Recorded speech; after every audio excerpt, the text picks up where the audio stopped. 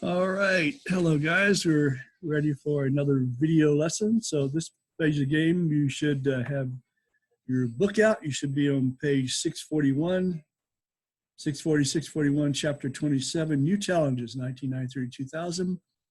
You should have your ready to take notes. You should either have downloaded a copy of the note-taking outline, which was attached to this lesson, or you looked at it and made your own copy from your own piece of paper if you're not able to actually print it out. I realize not everybody can do that, but you should at least be able to look at it and make outlines so you can fill that in so you have your outlines ready to go. Otherwise, you can kind of make an outline as you go through the book. As always, I'll point out what's important. Anyway, but remember, sometimes the outline itself gives you the answers you need on a test question. So this is for chapter 27, last chapter in the book. I do have 3 separate handouts that I'll be providing for the last test, and there'll be one test on those three handouts. So chapter 27, 1993 to 2000. So basically we're talking about essentially the Clinton era, okay? And basically, here's your very first test question right off the bat, okay? Economic strength and moral poverty were basically the characteristics of the Clinton administration. Some of that was inherited. Part of what got George H.W. Bush not elected was his increasing taxes, and he promised not to do that. But the reality was it was Bush's actions that had actually led to our economic recovery, even though that failed to get him elected. And then, of course, Clinton got to get the credit for that, as that happens. It happens all the time, guys. It's just the way the game is played. And by the same token, as we'll see later, there'll be other interesting things that occurred during this time.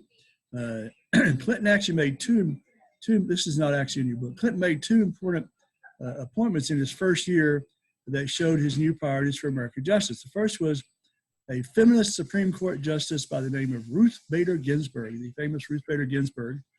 RBG, there's 2 movies that came out about in the last couple of years. One was a documentary entitled RBG, and another was a Hollywood dramatization of her life when she was younger. And she was a former lawyer for the American Civil Liberties Union, who basically, as is now, her big thing is abortion, okay? And to her, any limits on abortion were a form of sexual harassment. And that's the way she still feels. Her main issue, her main purpose for being, her main purpose for existing is to ensure women have the right to kill their babies at any point, anytime. It doesn't matter when. And you might remember in 2016, she said that any woman who failed to vote for Hillary Clinton needed to stop being a woman. So she's a very, very strong-willed, powerful person. That was one big appointment. The second was the Attorney General. That was actually the last cabinet office that Clinton filled. After Clinton's first 2 choices fell through, they weren't approved. They either didn't take or they weren't approved by the Senate. He chose Janet Reno, who would be the first woman ever to head the Justice Department. She believed that crime could be solved if the government helped children to grow up in a good environment. She also emphasized rehabilitation of criminals more than punishment, and even though that sounds pretty light, in the reality, of course, she will be mainly remembered for Waco, the issues that took place in the storming of the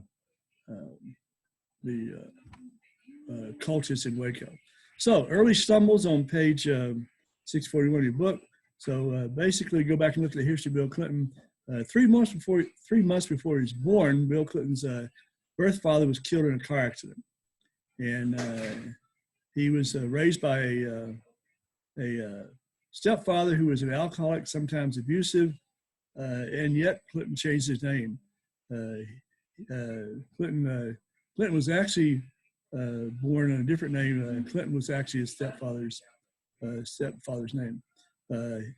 Clinton graduated from Yale Law School, later became the Attorney General of Arkansas, and in 1972, at age 32, became the governor of Arkansas, youngest man to become the governor of Arkansas. He served 2 terms and then lost re-election. The book says because people viewed him as being too arrogant and too liberal.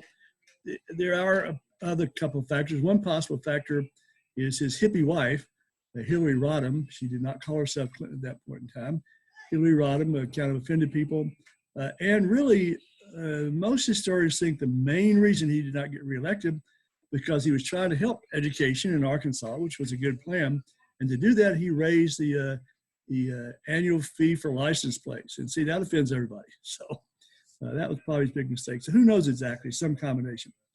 He, at any rate, because he did not get reelected, he approached things differently. He chose to become a more moderate politician and pay more attention to public opinion, like our license plates. So in 1982, he was actually able to regain the governor's office in Arkansas, and then was reelected every 2 years until he became president. He was known as a major leader in the moderate faction of the Democratic Party, opposed to the liberal extremes that had caused so many Republican victories to take place. So the next section in your book, on your outline in the book, says defeats and victories. Basically, one of the things that authors of your book say is that apparently when he became president, he forgot some of those lessons he had learned when he was governor of Arkansas. And for example, one of his proposals, part of his campaign promise, was to allow open homosexuality in the armed forces. That created a lot of opposition, obviously, from the military, from Congress, and from the general public at large. At that time, times have changed, of course. Clinton backed down and adopted a policy called "Don't Ask, Don't Tell." In other words, no longer would the military seek out homosexuals.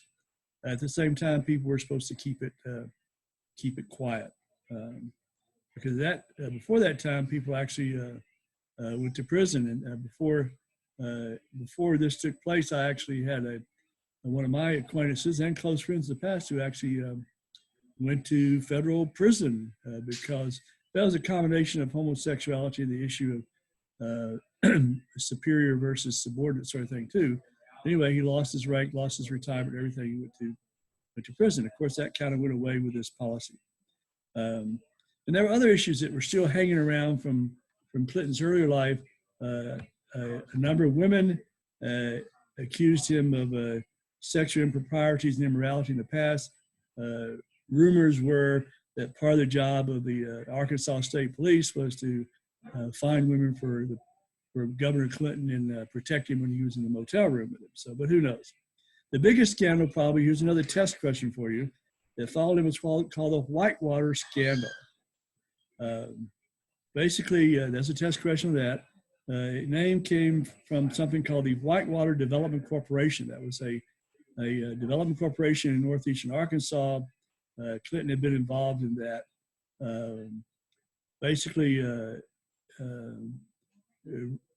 Rumors came up that Clinton had somehow used his influence as the governor to promote the Whitewater scheme for people involved, and he got benefits from it. Eventually, federal justice hired an independent counsel, and you'll hear that popped up back in Nixon. Independent counsel is an attorney who's not under the control of the executive branch, although still works for the executive branch and can be fired. And so that investigation went on all throughout the Clinton administration and eventually led to problems in his second term. But the Whitewater story was kind of a complicated story, basically involving relationships between politicians, law firms, and businessmen in Arkansas. First question that came up while federal investigators were studying the question first came up when federal investigators were studying the 1989 failure of one of the savings and loans in the big S&L scandal period called Madison Guarantee.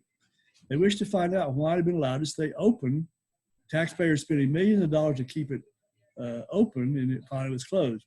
They were surprised to learn that the owner of the Madison Guarantee was a guy named James McDougal, who was also a friend and business partner of the Clintons. And it was McDougal's group that invested in that 230-acre real estate development at Whitewater in 1978. So all that kind of came up. But President Clinton wasn't all about bad times. He had a Democratic majority in the Congress, at least at the beginning, and he was able to get some significant legislation passed. So here's another test question for you.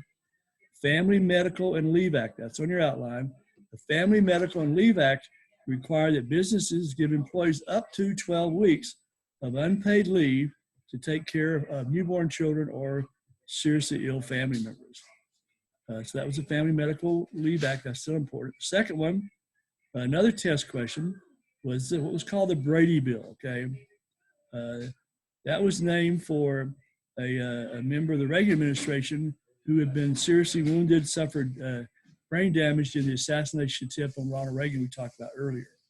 The book says that the Brady Bill was one of the Congress's most significant pieces of gun control legislation. Basically, it said before an individual could buy a gun in a gun shop, there had to be a 5-day waiting period and a background check on the purchaser. So therefore, that would give them time to find out if there's some reason why this person should not be allowed to have a handgun. All right, next test question is the National Voter Registration Act, sometimes called the Motor Voter Act. Basically, it requires states, another test question, it requires states to allow voters to register whenever they applied for a renewed driver's license. They would not have to do a separate process. Everybody's got to renew their driver's licenses, and that would give them automatic registration. And basically, a lot of Democrats objected to this, but Clinton got help from some of his own people, the Republicans, to pass another law called NAFTA. Okay, that's another test question. Okay, NAFTA stands for North American Free Trade Act or North American Free Trade Agreement, and that basically opened free trade with Mexico. Was a primary idea. We already had really free trade with Canada. So that was something most Democrats disagreed with, but Republicans helped them, okay? Another test question. So all this legislation together basically was an extension of federal government's power over state and local governments, businesses, and individuals. And basically, it would lead to eventual Clinton's first major defeat, which is a healthcare fiasco. That's the next thing we outlined there. So Clinton's president, he's got a Democratic majority in Congress, which you would think for a Democratic president means everything's good, but it doesn't always turn out to be that way, okay? No guarantee. So basically his big helper here was the First Lady, Hillary Rodham Clinton, also an attorney like her husband. In fact, they had met at Yale Law School. And but even though she had grown up in a Republican family, family, she became a Democrat during her hippie days, and she was actually much more liberal than her husband was. Bill Clinton really was always a middle-of-the-road or moderate type of president. His wife was much more liberal. So basically, even though she had no official position in the administration other than First Lady, she took over being the primary person in running administration policy. So here's your test question. So basically, she took over the task force in order to plan the best way to implement healthcare reform. Test question there. Remember, healthcare reform had been an issue for decades and decades and decades, just had never passed. So in 1993, she presented a 1,342-page plan, basically that was supposed to address the healthcare crisis that Clinton had promised to do. My grandson is unhappy at the legislature. Still unhappy. So basically the idea was to take care of people who did not have enough medical insurance, or maybe didn't have any insurance, and also for those who did have it, to try to cut down costs. Costs were getting way, way out of hand. So initially that sounded great to most people. Okay, sure. Healthcare for people, lower costs, that's a good deal. But as people learned more and more about the plan, they learned, in the immortal words of that great science fiction writer Robert Heinlein, there ain't no such thing as a free lunch. Somebody's got to pay for it. We just had a $2.2 trillion stimulus bill. Your family may have got several $1,000s out of this. The reality is somebody, somewhere, sometimes got to pay for that $2.2 trillion, and they're talking about another billions of dollars to be added on that too. And that's good, but somebody's got to pay for it. The First Lady suggested, well, let's raise taxes. That's how we pay for the plan. And but then she created more controversy by also insisting that the tax plan would also support abortion. So basically, the Clinton health care plan, it passed, would create a new type of government bureaucracy. Some people are saying that as a result, 1/7 of American business would come under governmental control. So basically, people got too unhappy about that, too expensive, too intrusive, and didn't pass. That would have to wait until President Obama. All right, next section on your outline in the book says conservative backlash on page 643. So between the Republicans and the medical profession and even some Democrats who weren't wild about it, Clinton healthcare plan did not pass. And also out of this came a new thing in our culture that was important, the rise of a talk, not, we'd always had talk radio, but talk radio being an important part about what happened. Radio basically was a long time impact in our culture until the 50s when television kind of took over. And then after that, it was mainly about music and sports and occasional news reports. So talk radio, in place of music, you got speech. You had aggressive, impassioned radio hosts who were out there, usually conservative, not always, took phone calls on the air, answered people's questions, and voiced their protests against conditions in America. So here's your test question. The most important of these radio talk hosts, some of you already know the answer to this, it was Rush Limbaugh. Okay? Certainly the most important of the conservative radio talk hosts. Make sure in your notes it says conservative, all right? That might help you with the question. So he built a nationwide network of listeners and became a very, very big deal, as my son and my grandson just went by there. So, in fact, I remember a lot of this stuff was going on back when I was working at the base before the base closed in the mid 90s, and we had some guys I worked with that just basically played Rush Limbaugh on the radio all the time. You know. Anyway, another thing came out of that was the religious right. The moral majority was a new name. They gradually weakened in the late 1980s. They were part of Reagan becoming president. But so new conservative religious organizations were rising.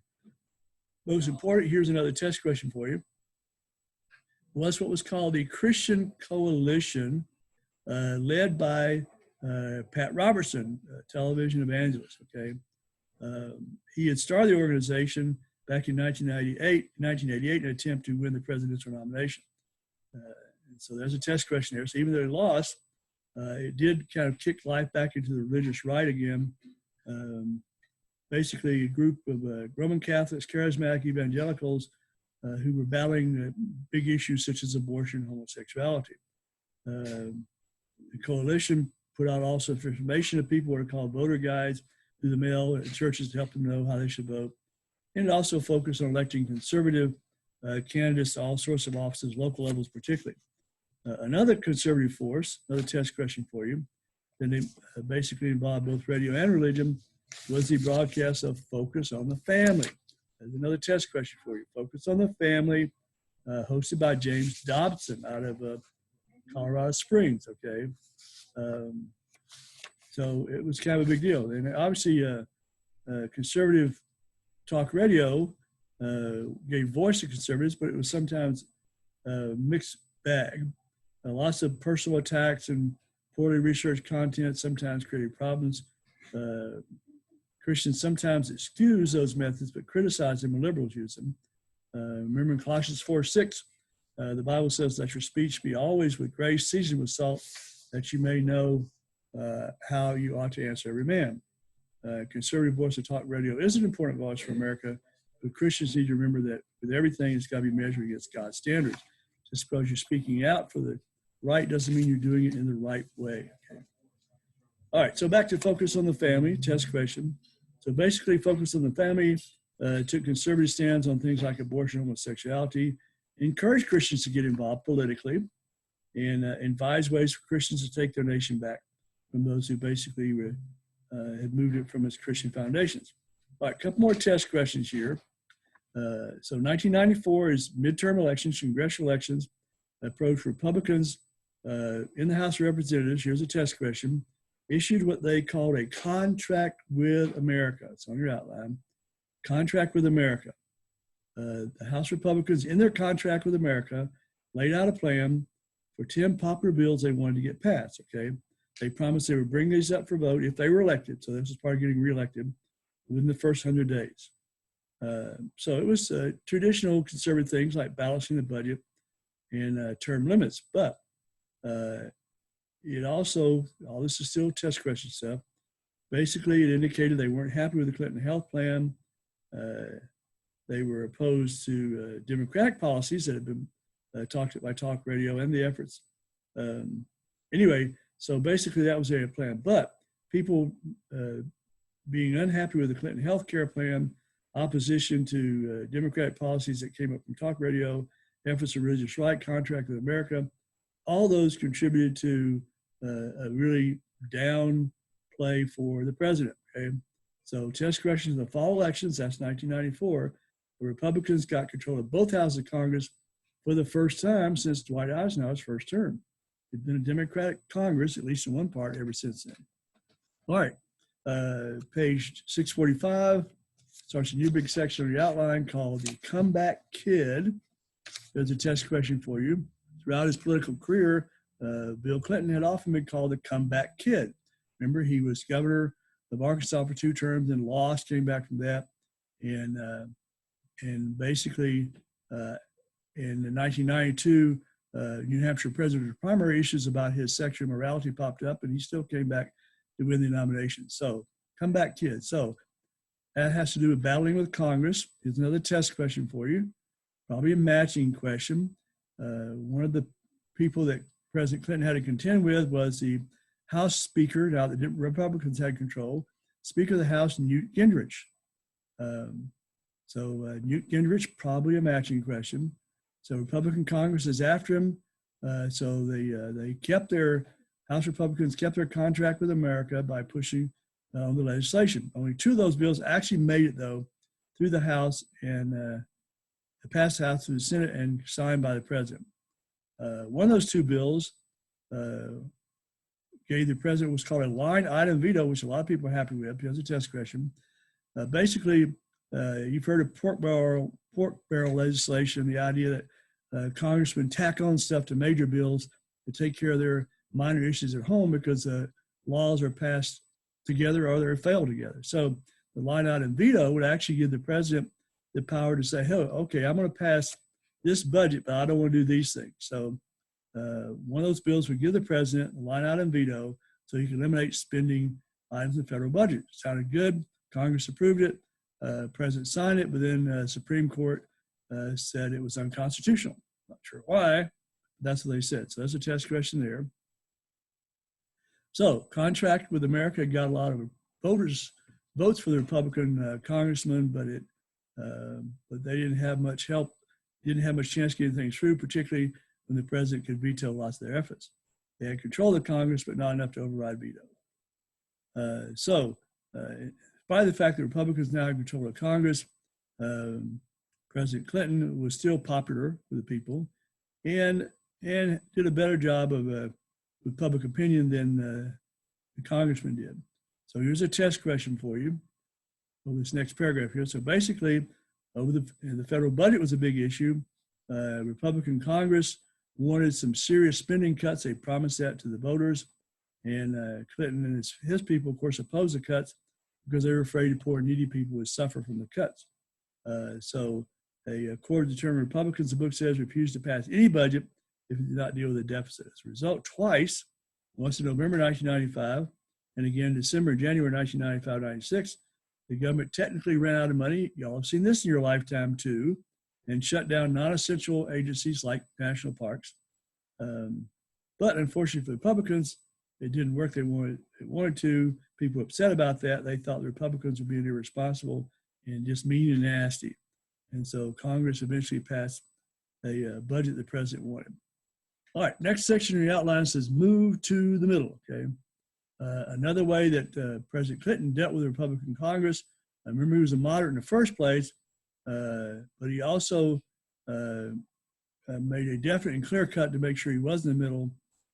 Too many voters had started to view him as liberal, so Clinton went back to his initial moderate, centrist, middle of the road. I'll get that right in a minute. Stuff he voted on before. In his 1996 State of the Union address, he said, I am a new Democrat. I'm going to be tough on crime. I'm going to support family values and reform welfare. The era of big government is over, is what he said. And so he backed that up. Basically, despite the fact that he had pushed women for homosexual rights, he signed Test Question. He signed the Defense of Marriage Act, which basically got federal benefits like health insurance for spouses only if they were involved in a traditional marriage, okay, a man and a woman. And therefore, no federal money would go to homosexual unions. Next question, he also signed an actual welfare reform bill. The Welfare Reform Act of 1996 basically was the first time that federal guarantees for the poor had been reduced since the New Deal under Roosevelt. Basically, under the welfare reform, I'm having trouble talking.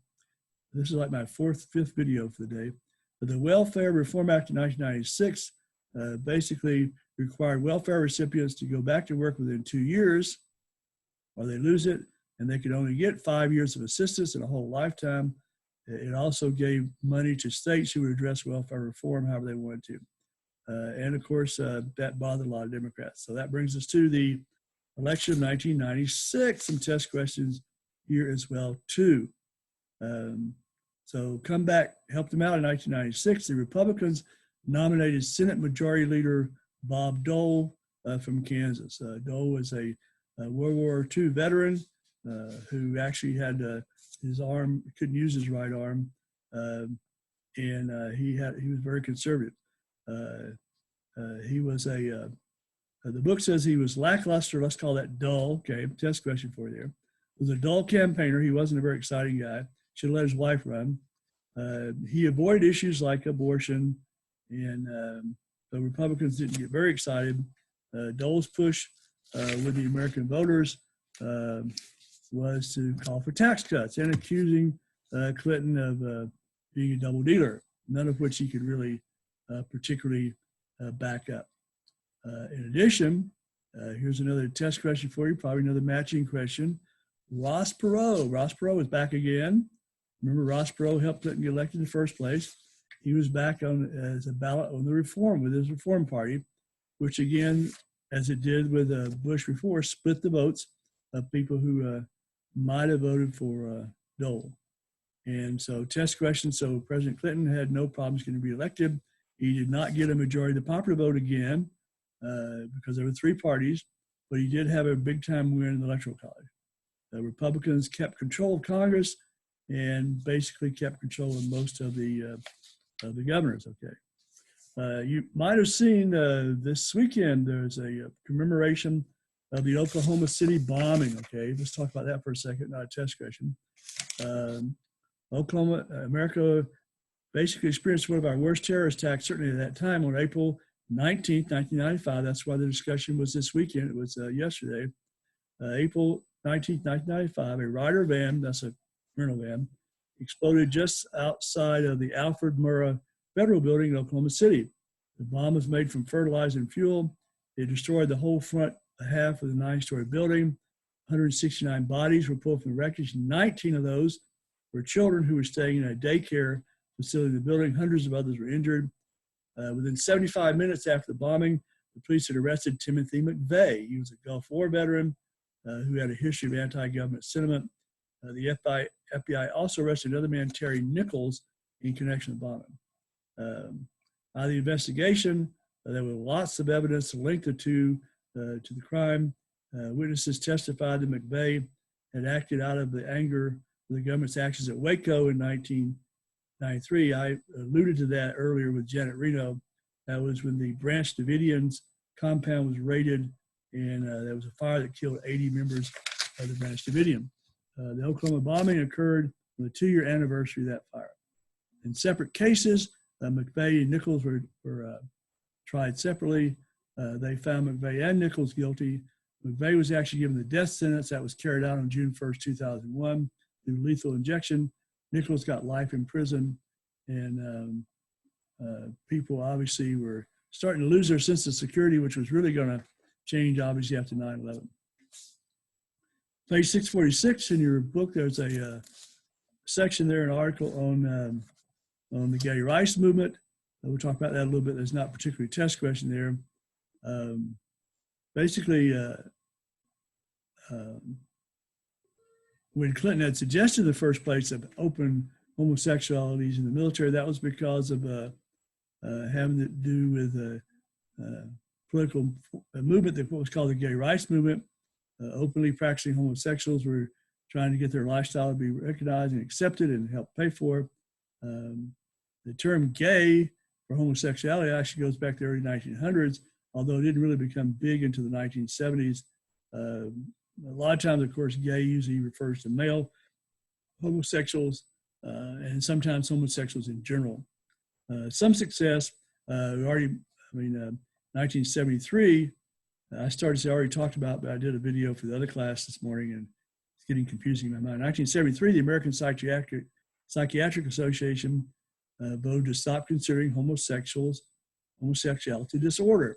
The Diagnostic and Statistical Manual, the DSM, which is a Bible of clinicians in the psychiatry field, basically up until then had listed homosexuality as a type of aberration, a type of basically mental illness. And so basically they stopped that. Cities like San Francisco, cities with large homosexual populations, have been trying to push through local ordinances. Basically, Christians, of course, realize that the Bible condemns homosexuality, which doesn't mean that you condemn the person. There's lots of sins. We're all sinners. If a homosexual who is not a Christian stops being homosexual, doesn't make him a Christian. So we have to be careful how we handle that. But the Bible, of course, says it's wrong.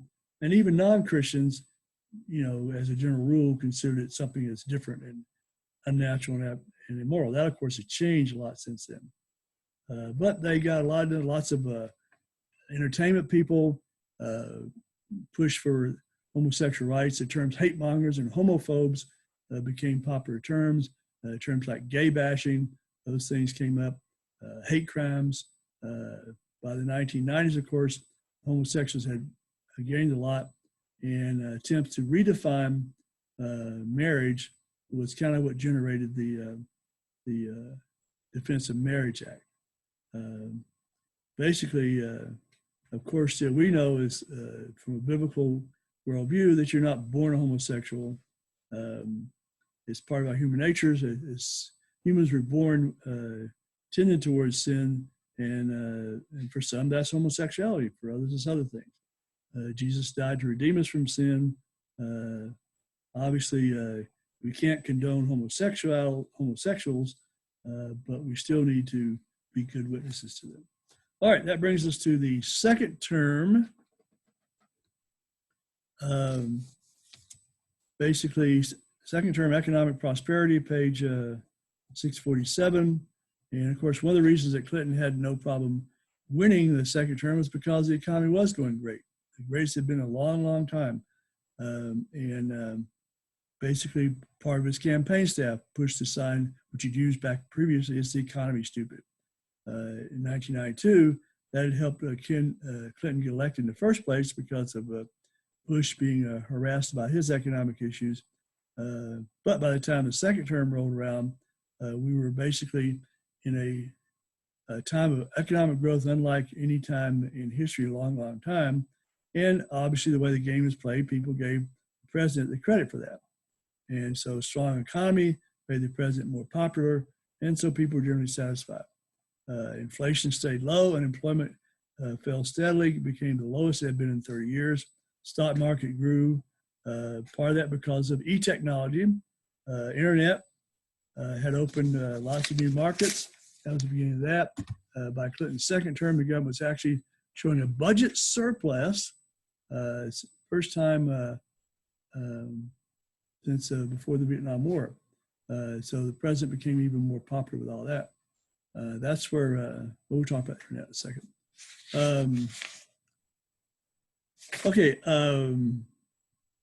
There were some other, so let's look at foreign affairs. Well, let's look at internet first, okay? There's a page 648, 649 has a section on the internet. Just that computers have been around since before World War II, but just after World War II, computers began to be more of a public thing. In the 1950s, of course, they were gigantic. Even in the 1960s, when I was at the Air Force Academy in computer science, a computer would not fit into your living room, okay?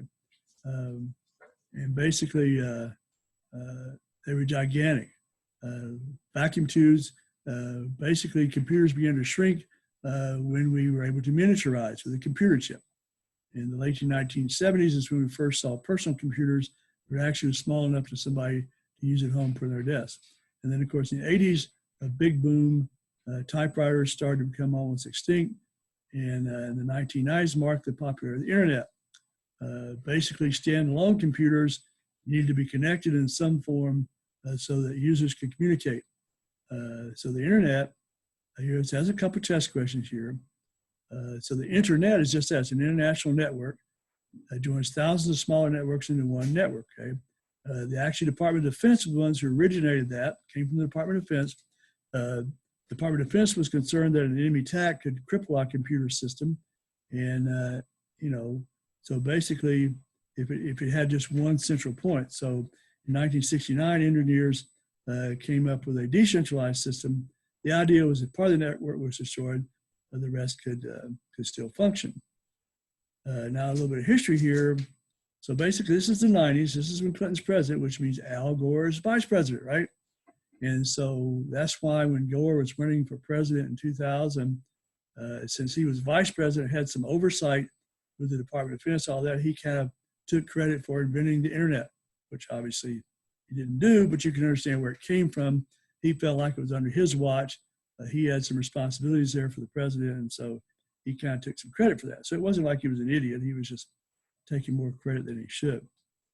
So the internet began as a tool for government, but basically it expanded quickly. The birth of the personal computer made it possible for millions of people to get access to the network. And so it now became very easy, as you know, just popping in. Email became a thing. And so basically, and then this became even bigger with the development. Here's the next test question, the development of the World Wide Web, okay? Now, a lot of people think World Wide Web and internet's the same thing, but not really, okay? So basically, the World Wide Web, here's your test question, is a network of local servers connected electronically with each other around the world. The web uses the internet to allow people to communicate by typing in a web address. That's where the www dot thing comes from. And that's logged into an internet server, and then it's connected through lots of ways, basically. So obviously that's become popular now. One of the things that came out of this is what we call .coms. That would be commercial websites, became a big part. Obviously that's gigantic now, threatening the life of retail industries like Sears and Target and places like that. That's been a big threat. And now, of course, with the pandemic and our economic issues at the time, that's threatening those entities even more. Basically, it became easy about lots of stuff. There's a dark side of the web, of course, as well, too, the dark web. That information, once it's available, can be used lots of ways. It's easy to find information, like you can go on the internet and find out how to make a bomb, you know. So any technology can be used for good or ill. It's neutral. And so obviously as Christians, we need to recognize that. We need to be wise in how we use resources available to. One big example for you guys is the concept of social media. Social media is a great thing, but it can be used for lots of bullying, lots of bad things. You got to be careful. All right, let's go back to foreign affairs. And before we do that, let me define a term for you. The term is a shadow belt, okay? Basically refers to the former Yugoslavia, okay? That's Central Europe, Eastern Europe. The region around there is basically fragmented politically, ethnically, religiously, okay? This is a dangerous combination. In the Roman Empire, the people came under the influence of the Eastern Orthodox Church. But in 1384, the Ottomans, the Turks, moved in the area and brought with them Islam. So Roman Catholicism also influenced the region. When in 1526, Croatia and Slovenia became part of the Austro-Hungary Empire. So ethnically, the region contains Serbians, Albanians, Montenegrins, Slovenes, Croats, Macedonians, and Muslims, and all live in one area about the size of the state of Oregon. And all that stuff going on. Which is going to lead to what we're going to talk about now, with the wartime issues going to take place here. So Bill Clinton had been the governor of a small state. They didn't worry too much about foreign affairs. In Arkansas, foreign affairs there meant going to St. Louis, okay? So when he came to the presidency, he had very little experience in foreign affairs. He had been a Rhodes Scholar, so he'd been to Oxford University in England, but he wasn't experienced, and that showed up early. It had to do with Somalia, okay? President Bush, George H.W. Bush, had sent American soldiers to Somalia in 1992 as part of a United Nations peacekeeping force. But Somalia really was controlled by gangs and warlords and stuff like that. And so they did not want to give up their power. Clinton eventually sent in Army specialists or Rangers to try to track down the worst of these Somali warlords. Instead, and this is, you may have seen it, it's a great R-rated movie called Black Hawk Down, okay? If you haven't seen Black Hawk Down, it's about this. The Somalis shot down an Army military helicopter, and this was seen on television as the Somalis dragged the body of the American soldier through the streets. And basically, this is a test question. So Clinton couldn't figure out what to do, so he withdrew all American forces from the country, just kind of gave up. A little bit more successful in Haiti. A military junta in that country had overthrown the Democratic elected president in 1991. So when Clinton took office, he tried to put pressure on the Haitian regime to allow the Democratic elected president back in office again. And so basically, he got a military force, kind of threatened armed intervention if the Haitian military people didn't back down, so they did. So here's another test question for you. So the United States was able to put the president back in office, but that didn't help all his problems, so he still had problems with poverty and political corruptions. More serious involvement was back to the shadow belt, to the Balkans, another test question. Again, we already mentioned that. Ethnic, religious divisions basically had been an issue for a long, long time. We already talked about that test question. Catholics, Muslims, Orthodox Christians trying to run things. Ethnically, the Serbs and Croats were not, they were different, but they were dominant. And there were other smaller groups. They'd been oppressed by the communists for 50 years after World War II, during the Cold War. But the communists at least had kept some sort of peace in the region. So when the communism fell in the 1980s, 1990s, then conflict broke out again. Maybe a test question. So the nation Yugoslavia would become a focus of trouble. If you look on page 650, that's where we're on the book. There's a map there of the Yugoslavia area. So we became first involved in Bosnia, which was in the center of all that stuff, if you look at your map. Other countries around that were mostly either Croat or Serb. Bosnia actually had both Croats and Serbs. Bosnia also had one of the largest Muslim populations in the Balkans. In 1992, civil war broke out, and furthered by other countries around. President Clinton, at first, of course, did not send soldiers, but he did provide air support for United Nations efforts to keep peace. And we tried to get some negotiations done. Finally, everybody met at Wright-Patterson Air Force Base, which is in Dayton, Ohio. So it's a test question for you. And that agreement was called the Dayton Accords, okay? And basically, test question, so his agreement was not a very strong agreement, basically changed Bosnia into a confederation with Serbs, Croats, and Muslims sharing power. And as we all know, shared power doesn't work, okay? United Nations work with NATO, the North Atlantic Treaty Organization. Remember we talked about it before, it's formed in 1941 to protect Western Europe. UN was responsible for civil duties, NATO took the military duties. As part of the peacekeeping effort there, President Clinton did send volunteer American troops to Bosnia. So basically, Yugoslavia was essentially a federal union of two small states, Serbia and Montenegro.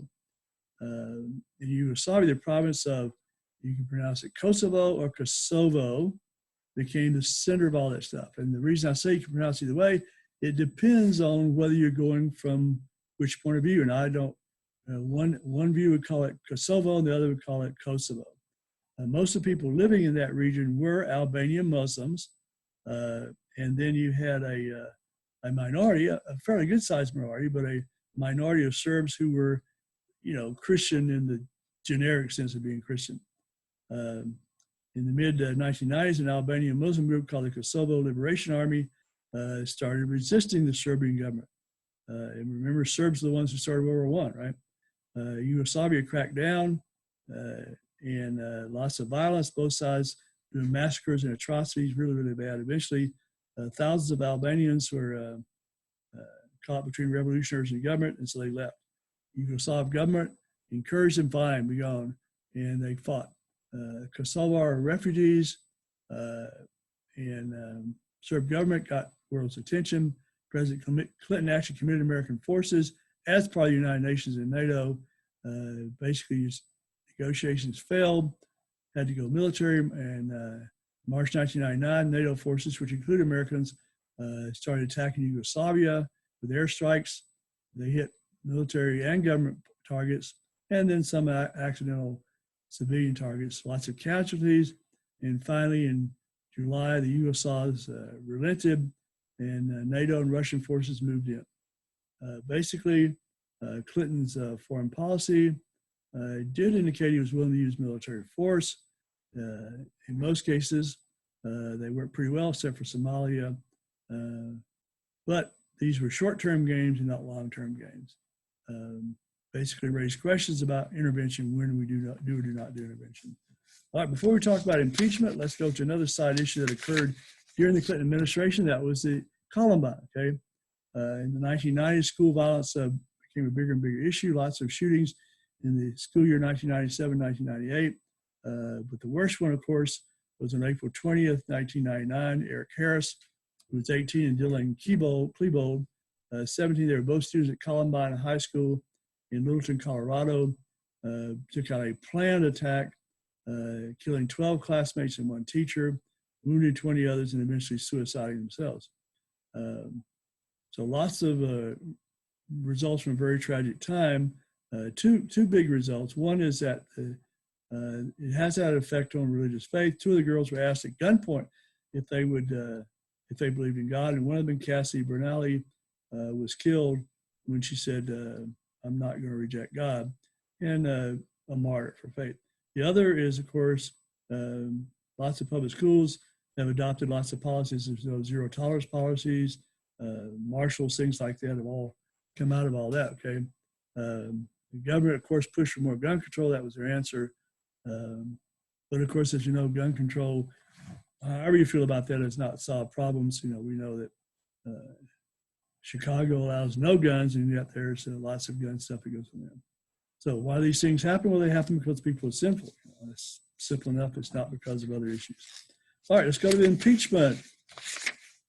Finish out the chapter, okay? So when we look at President Clinton's presidency, particularly the second term, what people remember more than anything is the scandals, okay? The Lewinsky scandal and the impeachment trial that came out of it. The Whitewater investigation was still going on, and issues of sexual immorality were still popping up. Basically, the Whitewater thing, it led to some convictions, including affecting the governor who came after Clinton. But it never got to the President Clinton himself. But then in January 1998, news reported that in the investigation, Kenneth Starr was the independent counsel who was doing the investigation. He found out that Clinton had been involved in an adulterous relationship with a White House intern, a young White House intern named Monica Lewinsky, and that he and his staff were trying to cover it up. When the story broke, Clinton said, "I did not have sexual relations with that woman. I never told anybody to lie." And he actually said the same thing earlier, but evidence showed up differently. He was involved sexually with her. It may be in President Clinton's mind what he did was not sexual relations, although we know that's not true.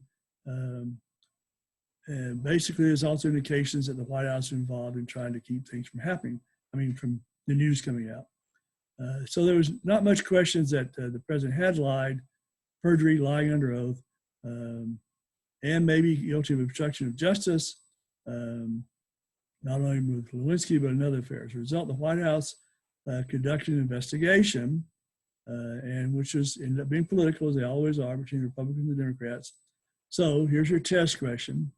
So finally, in December 1998, the House voted to impeach the president, which means he goes on trial before the Senate.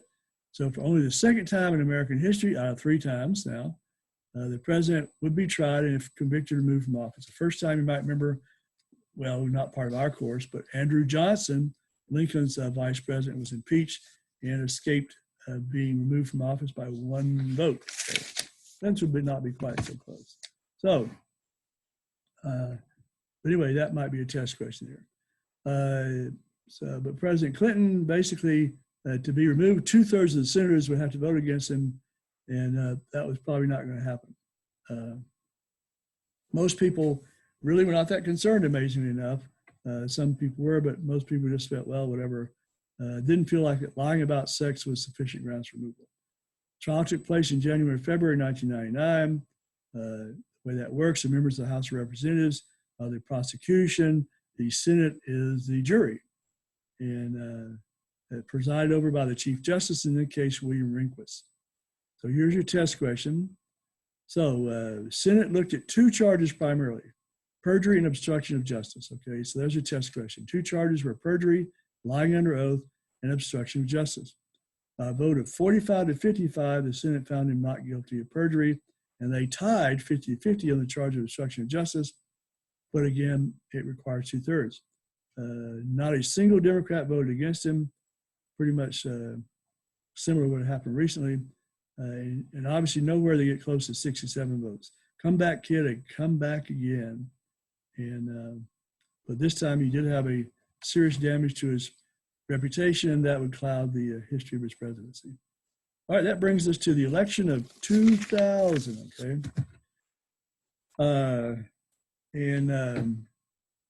Basically, so we have financial prosperity on one hand, we have a sexual scandal on the other hand, and so now it's time for the 2000 election. And so basically it came down to, even though Clinton couldn't run again, it still came down to the Clinton presidency, okay? The Democrats chose Clinton's vice president, former Tennessee Senator Al Gore Jr. Basically, as the vice president, he represented the policies and approach of President Clinton. He had nothing to do with the Lewinsky scandal, although he had stood by the president in impeachment. So basically, he did represent the Clinton heritage. The Republicans, of course, went back too, and they chose the son of a former president. And here's your test question. They chose Texas Governor George W. Bush, who ran on the theme of what he called compassionate conservatism. So there's a test question for you. Pushed for education reforms and said he would restore honor and dignity to the White House. No more Clinton immorality, okay? 2 sides. It was a pretty close campaign, the closest in a long, long time. So part of campaign, close campaigns to choose good running mates. Here's a couple more test questions. As the book says, each man chose a running mate to kind of balance for their weaknesses. Since Bush was a Texas governor and a baseball club part owner, not too much experience in Washington politics, he chose Richard Cheney. So there's your test question. Richard Cheney, Dick Cheney, former congressman from Wyoming, who'd been Secretary of Defense under George H.W. Bush during the Gulf War. All right, the next question, Gore, of course, trying to get himself as much as possible away from the Clinton president, he chose Connecticut Senator Joseph Lieberman as his running mate. Joseph Lieberman was the first practicing Jew ever to run on a major ticket. In other words, he was more than just a Jewish heritage. He was actually practicing Jew. He was not the first person of Jewish descent to run on the ticket. Barry Goldwater, the Republican nominee in 1964, remember him, was half Jewish, and but he did not consider himself part of that. He was an Episcopal. Okay.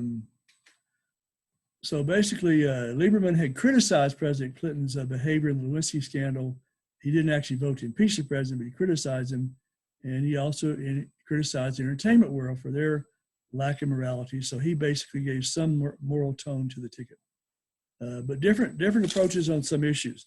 Governor Bush was pro-life, for example, and Vice President Gore was pro-abortion. Both tried to appeal to the middle-of-the-road voters. Both wanted tax cuts, but different reasons. Gore wanted tax cuts for a few groups. Bush wanted tax cuts for everybody.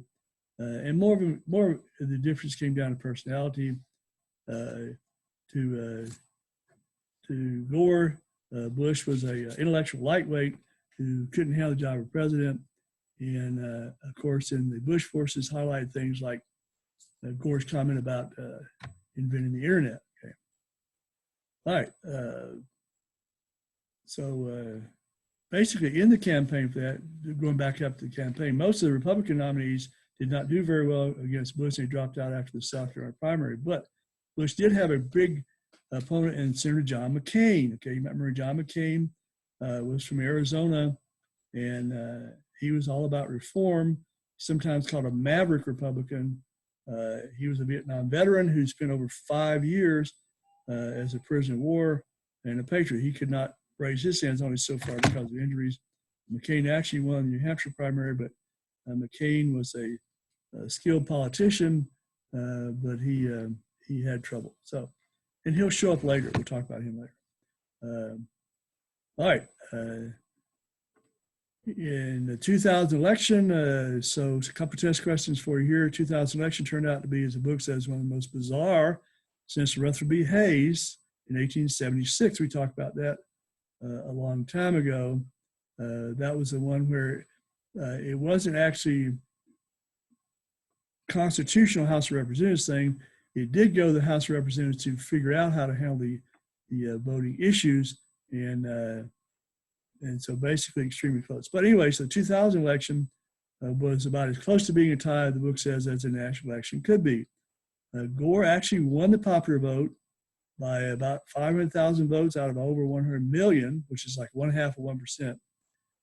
That's the only one that was smaller was Kennedy's margin over Nixon in 1960, except Kennedy won. So the actually closest election in history goes back to 1880, okay, popular vote. 1880, we might remember that. That was the beginning of our course. Republican James Garfield defeated the Democratic Union General Wilfred Hancock by less than 10,000 votes, okay. All right, so anyway, so the Electoral College was the one who decides it, not the popular vote, just like recently, popular vote is not decided under our system. So the candidate who gets enough states to get 270 electoral votes wins. So after everything was settled, election day, the count basically was 267 votes for Gore and 246 votes for Bush. So here's your test question. So the crucial state was Florida. They had 25 electoral votes, and that was too close to call. In the initial count in the state, Bush actually had won by about 1,800 votes out of the 6 million that were cast. So Florida law required a recount because the result was so close. So when there was a recount, then it cut Bush's lead down to less than 1,000 votes.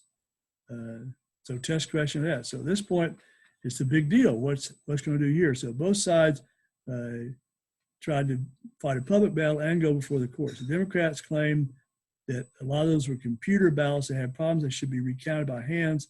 But they were only asking for those recounts in the Democratic counties where they were hoping they would favor the vice president. Republicans said hand counting was done by arbitrary standards and therefore unfair. Okay? In the weeks after the election, there was a lot of issues about the Electoral College.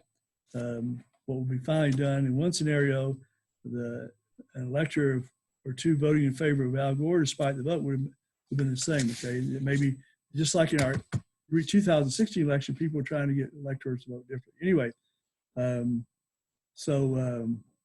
so some recount did take place. Bush lead finally dropped down to about 500 votes, and then contradictory court decisions came out of Florida state courts, federal courts, U.S. Supreme Court.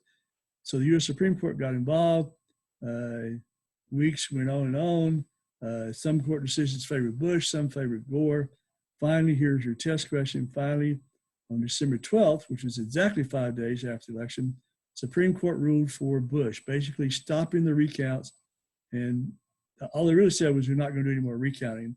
And by default, that made the votes stand where they were, which made him the winner of Florida's votes, gave him the presidency, and Gore became the first president since Grover Cleveland in 1888 to win the popular vote but lose in the Electoral College. Okay? But the Electoral College still determines it. Basically, electors can vote differently. This came up in the 2016 election. Okay, most states required by law that electors vote with their state, but others had nothing like that, believing that they would do it anyway. But in the 2000 election, it became important. On December 18th, the electors made their vote. Bush was supposed to receive 271 votes, Gore 267. If two people who were supposed to have voted for Bush had backed out, that would have tossed the whole thing into the House of Representatives. Okay, only one elector voted differently than expected. One of Gore's electors actually cast a blank ballot as a protest. Okay, so basically that was kind of a big deal. Just the same thing in 2016, there was a big push since Clinton had won the popular vote by 5 million for electors to switch their vote from Trump to Clinton. The reality is there were actually a couple of voters actually switched theirs from Clinton to Trump. It's funny how that works out.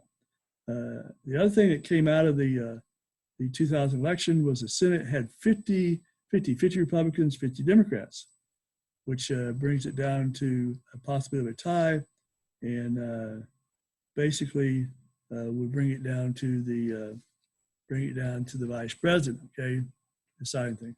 All right. In any case, so big contest, big issues, big differences, pretty much equal support.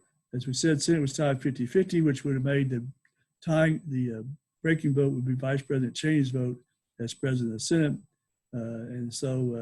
But George Bush had promised, I'm a uniter, not a divider. And so a divided Congress would give Bush the opportunity to prove he could do that. All right, and that ends the book. There will be supplementary material, so we're going to go beyond the book because the book stops at 2000, and that was 20 years ago. So I'm going to provide you some supplementary material, and I'll get that to you later. But there will be a test on chapter 27, so watch the video, get your notes, get them ready, and when I tell you, be ready for the test. See you later.